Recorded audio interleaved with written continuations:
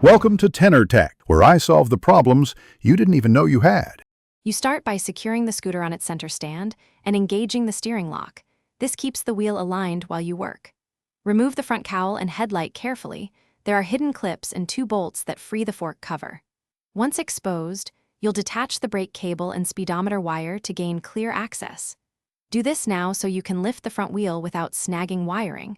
The goal is clean access to the fork top nut and lower pinch bolts. Once the cover is off, loosen the top nut and then the lower pinch bolts.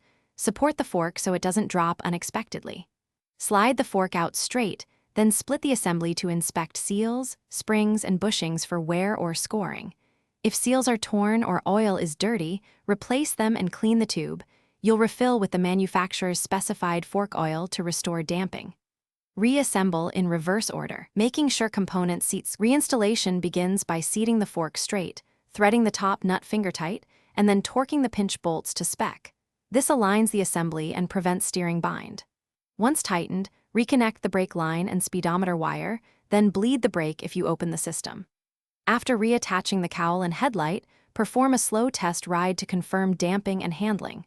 If you hear clunks or see oil seepage, stop and recheck seal seating and torque. That single troubleshooting step fixes most post-service issues. Thanks for watching. Subscribe to keep your life in tune.